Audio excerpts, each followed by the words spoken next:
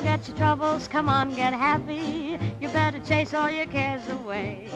Shout hallelujah, come on, get happy. Get ready for the judgment day. You're listening to Where You Live with Gene Sullivan. Welcome back to Where You Live. I'm Gene Sullivan, broadcasting from the True North Painting Studios. The show is also brought to you by American Family Insurance, the Kim Bennett Agency, and Extreme Exteriors.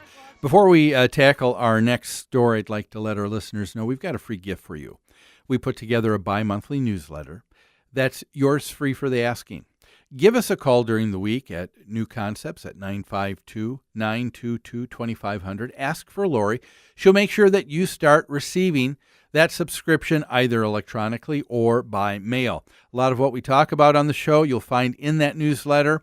People that are on the show also write for that. It's just a great resource to have. Well, let's turn our heads now to a story, and this was one that took place a little bit over a week ago in the Star Tribune. And the homeowner there, she does identify herself as a homeowner in a townhome association. She says the title of it is Homeowner Associations, the Good, the Bad, and the Puzzling.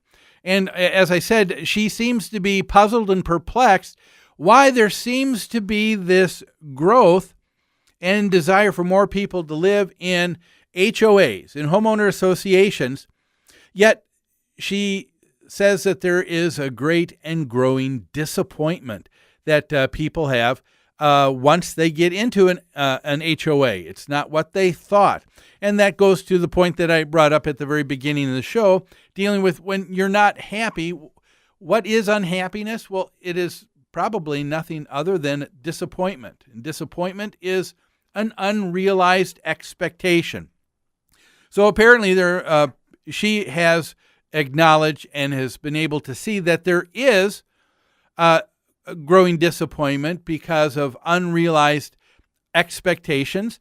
And to that point in her article, I agree with the writer that I think that there are a lot of things puzzling. From time to time in the 27 years I have been in the HOA management business, I'm always surprised by people who just hate the decisions that are made by their association board of directors or by other members at an annual meeting. And they don't want to get along, and they don't want to abide by the governing documents that are written. They seem to want to buck the system. And it makes you wonder, why? Why are you there in the first place? Why is it growing? And so I wanted to be able to address that because I think it is an important one. Yes, there are unrealized expectations and disappointments, but I'd like to talk about it. I guess I'd like to begin by saying there is what I call Gene's theorem of property management, okay? And what I mean by that is that in property management, when you're dealing with expectations, when you have disappointment and unrealized expectations, it is because of one of three things that is happening. Number one, it means that it could be that if it's a self-managed board of directors, that the board, or in the case of it being managed professionally by a management company, the property manager, they may not be fulfilling their duties. And if someone is in charge and not fulfilling and doing what's expected, that would be an unrealized expectation, and people would be upset. But that is for cause. Number two, it may not be in the case of a self-managed board or association, it may not be the board that's not fulfilling their duties. It may be that the association, all the other members themselves, are not giving the board the tools and support they need to properly fulfill their duties and services to everyone else in the association. Or likewise, if it's a managed property, maybe the management company is not giving that property manager the tools and support they need to do their job properly. What do I mean by that? Well, an association doesn't give the board the tools they need when the board says, hey, we recognize that costs go up, but we are tied because we can only raise the dues a certain percentage this year. However, Our insurance didn't go up by that same percentage. It went up a lot more. And the water bill didn't just go up by that one small percentage. It went up a lot more. And because of that, we need a lot more money. But the association says, no, we're not going to give it to you, board. And so there's unrealized expectations because that happens. And the third reason why there's disappointment, it's because of the person having unrealistic expectations. And wouldn't you agree that that would be an unrealistic expectation? You say to a board, we're not going to give you more money, even though we know that more money is needed to get things taken care of. But we expect that it's going to be taken care of anyway. Isn't that an unrealistic expectation?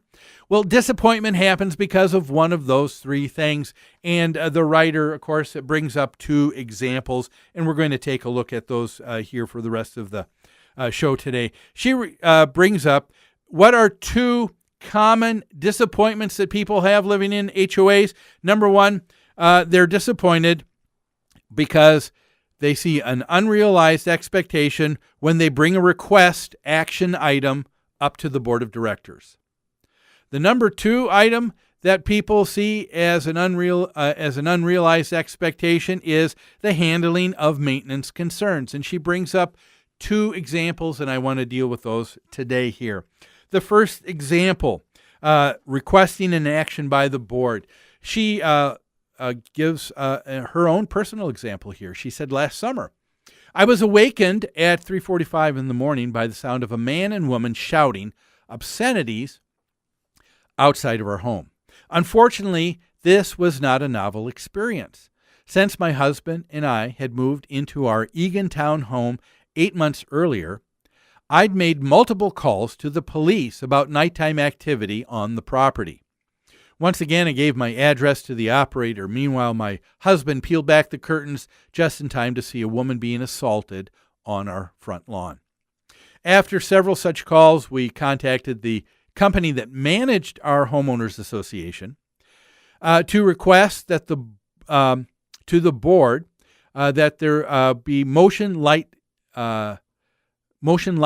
that would be installed on our home, and we were told to fill out a form that the board would be notified.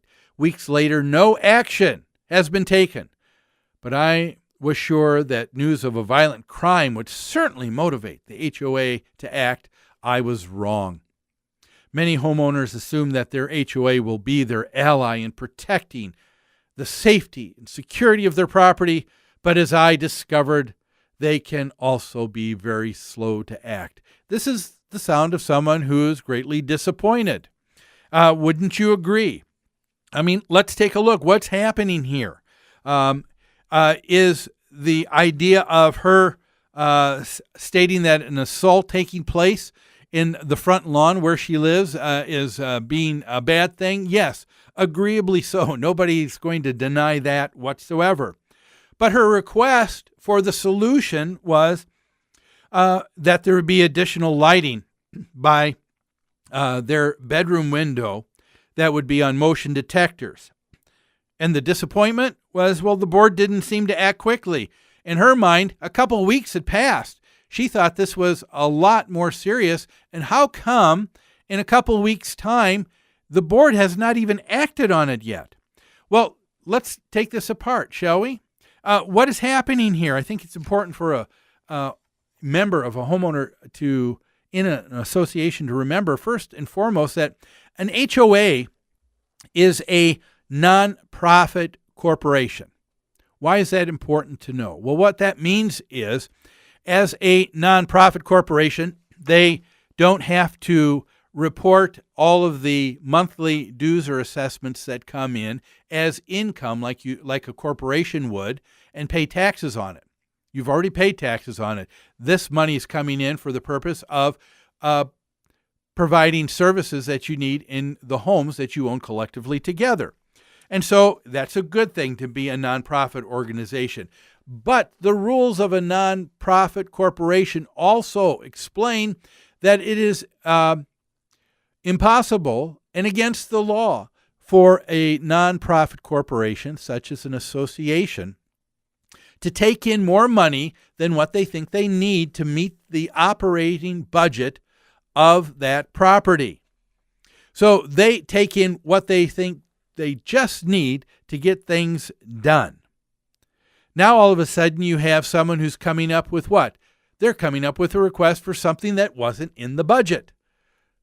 Well, that means it's going to take more money. Well, you have to ask yourself, where is the money going to come from?